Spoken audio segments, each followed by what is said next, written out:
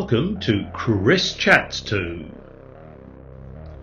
In this edition, Chris will be chatting to Simon Barker, the General Manager of the Abode Canterbury Hotel, and we'll hear some insights into his journey. A journey that takes him into Europe and back again. Keep your eyes open for some future chats with Chris as he explores other journeys of some true industry giants on their climb to the very top. Let's hear what Simon has to say. Right, good morning everybody. I'm with Simon Barker, an old friend of mine, who is the General Manager here at the Abode Hotel in Canterbury. Good morning everybody. Good morning, Simon. Now, let me get this right. It's a 72 bedroomed hotel with 4 stars. Yep. And 3 rosettes for the restaurant. That's correct. Really good. Simon, I wonder if you just share with us, I'm really interested to find out, how did you actually decide to get into hospitality? When I was about 14, I had this desire to become a chef. Nobody in the family was a chef. I didn't know any chefs, but I wanted to do something that made people happy. I wanted people to, give me instantaneous feedback on something that I didn't. It was a career that I felt was going to do that.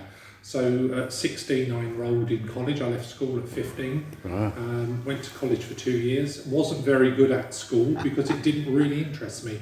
But when I went to college, I did the old City and Guilds 706 102 and did amazingly well because it captured my imagination. Right. And I really wanted to excel in it. And I just had, from that age, a passion for hospitality because I was being taught by some real old school people.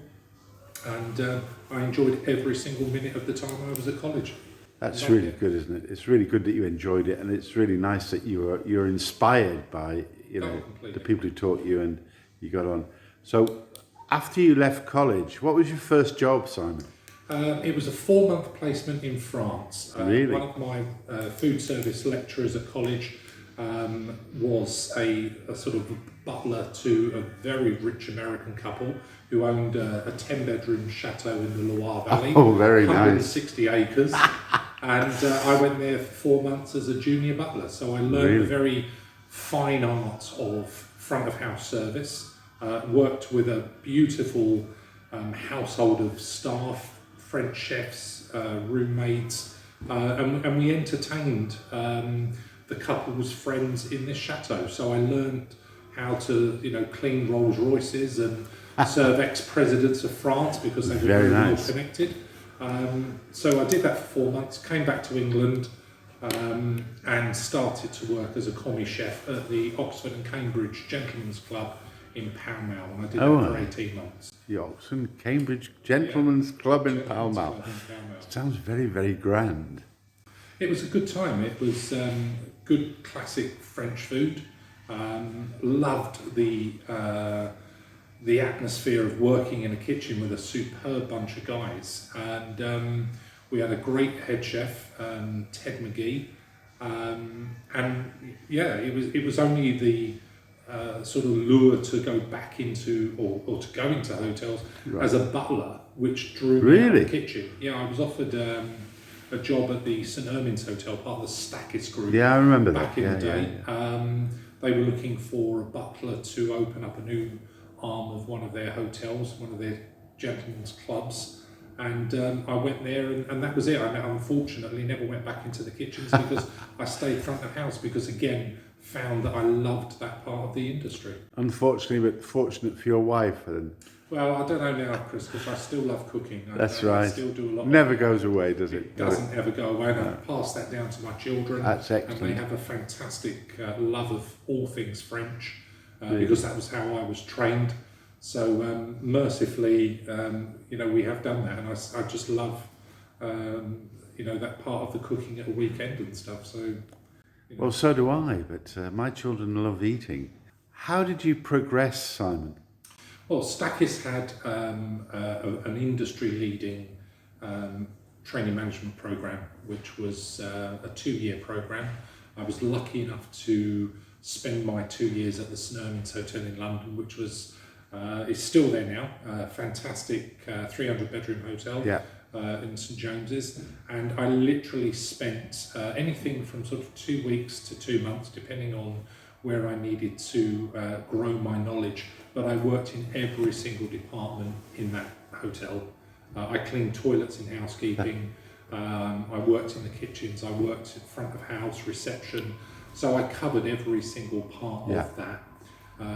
Was given a junior assistant manager's title after that, and then I progressed. I ended up leaving the hotel after 7 years. I was food and beverage manager. Well done. Before then starting my journey of deputy general management, which I did through again Stackis, 5 years, 3 different hotels, before getting my first general manager's position with Stackis at the Harewood Hotel in London. Which one? Marylebone. It's just opposite the Landmark. Everyone knows the Landmark. Yes, they do. They don't know the Harewood, but that was my first pub, as it were, as a general manager. Lovely little property. Stackis were quite a big group in those days, weren't they? Scottish group, of course. Yeah, they were. They were a kind of rival to Trust House 40. The legendary story is Rocco coming over selling ice cream, Rio coming over selling his mother's lace. And they were in London and Glasgow at the same sort of time. Yeah. And Rocco built his empire, and Rio built his. And it was eventually sold on to Hilton. Right. In about 1996, I think it was. Back in the day, Simon, back in the day. So tell us, what was your first general management position? That was at the Harewood in Marylebone. Right. So I did that I was there for 7 years. The hotel was bought out by Jarvis Hotels. So that's then when I left Stackis and moved over into Jarvis. And I worked for Jarvis Hotels for about 7 years. They were a really great company. John Jarvis used to work at Ladbroke Hotels with David Michels, who was like the CEO of Hilton at the time. I then sort of progressed down into Kent. That's where I started my sort of love affair with Kent hotels. I've worked in probably about 5 or 6 of them. But I've been a general manager now, Chris, for I think it's about 24 years. Right. One of the things that sort of gets to me is that you live in Kent. Yeah. You have a family. You got 2 children, is that right? Yeah, very much so. Yeah. And a wife, of course. Still the same. Still married. Yeah. So it's very important to you that you have a family home and you don't go too far. So Kent has been good to you. Kent has been very good, and we've been very fortunate to. We've only had 2 houses in Kent. The kids have been able to go to school there, be educated. They've now left school, but it was always a fabulous base because Kent has been such an up and coming area now that they had the Olympics. Brands Hatch for the Paralympics in 2012. They built all the infrastructures for Eurostar, the widening of the motorways, so the access through the country to get into Kent has been outstanding. Fantastic. And a lot of the bigger brands, Hilton now have I think 5 hotels in Kent, Marriott are opening more. So the brands are coming in. Holiday Inn have always had representation here. So the global companies want to be in Kent. It's a really great place to live and work. And how do you like your new hotel, the Abode? I love it. It's they're a very young hotel company. They are very forward thinking. They leave me to run the hotel. I have great support from my bosses and at head office.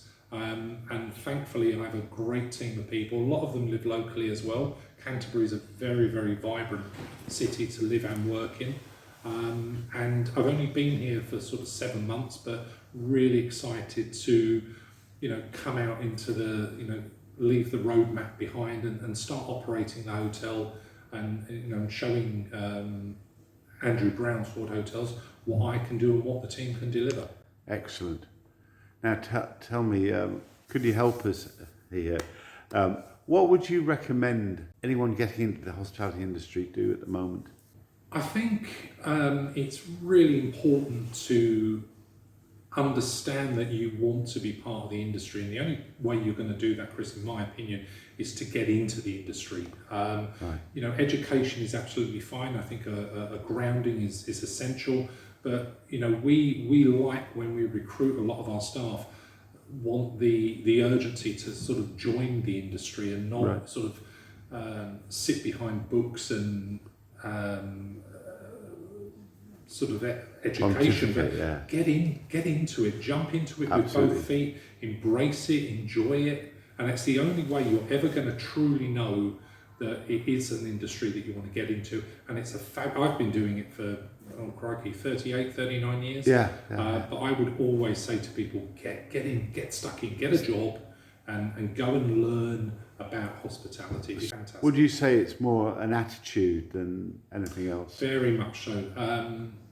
There's a lot been written about the hospitality industry over the last 18 months, but one of the things that's always been there is a personality, and the adage of, you know, we can train the skills, but we can't introduce or inject a personality. That's right, passion. And people buy people, and we are 100% a people business. From every department in any hotel, not just this one, we depend on people with personality to then be able to train something to them. Right. But you know, we want people that are people pleasers. And do the majority of your staff live locally, or do any of them live in, or do you have live-in positions? No, we don't have live-in in this hotel, which is quite rare. A lot of hotel companies now have staff accommodation, but probably 80% of my team live within probably a 10-15 minute walk. Again, you know, Canterbury is a very diverse city, and those who don't probably drive in from about 20-25 minutes away. But again, you know, the road linkage into Canterbury is fantastic, so it's not an arduous commute. But you know, we're lucky enough to have, you know, Kent and Canterbury people working for us. And also, when we talked earlier, you said that you're now paying well over the national average. Yes, we are. I mean, I think again the industry has been sort of maybe unfairly targeted as a low payer and long hours, and that's really not true. But you know, we have totally revisited our rates of pay. We are incredibly competitive now. So I would certainly urge people, one, to yes, look at the hospitality industry, but certainly look at Andrew Brown sort of hotels as a career, because the rates of pay and the benefit now are far better than they've ever been. And also, Simon, I want to ask you a question about married people with children. I mean, is there opportunities for people to work different shifts and to work around their family? Absolutely. I mean, our industry is 24/7, 365. So we are dependent. We're not a 9-to-5 industry. So we are completely dependent on people that are flexible and can work around us as well. So it really is an industry where, you know, if you are a family where, you know, mum works, dad works, you know, we can overlap on that. We are incredibly flexible in the terms of the hours that we can work. They're not all 40-hour contracts. A lot of our staff here have smaller contracts, which allow them the flexibility to be at home with their families when they want, and also draw off a nice salary in this position. It's a big thing for a lot of our female students. Many of them have a family. We have working parents in virtually every single one of our departments, and we welcome them with open arms. We appreciate the flexibility that they give us. Absolutely. And you know, if the employee is happy, we're happy, and that then shows through the guest experience as well. So it's a win-win situation. And finally, let me speak to you about the lack of staff in hospitality at the moment. We spoke earlier, there's 37,000 vacancies. And is it a good time to get into the industry? The best time. I mean, if you look now, there are a lot of vacancies, but we've now, as an industry, addressed some of the sort of shortcomings we've probably been tasked with. It's a very well-paid industry now. It's a very flexible industry now, and you know, you make lifelong friends in hospitality because, you do work some of the unsociable hours, and you form friendships and bonds that you probably would never ever get if you worked in a sort of mainstream 9 to 5 industry. Very, very true.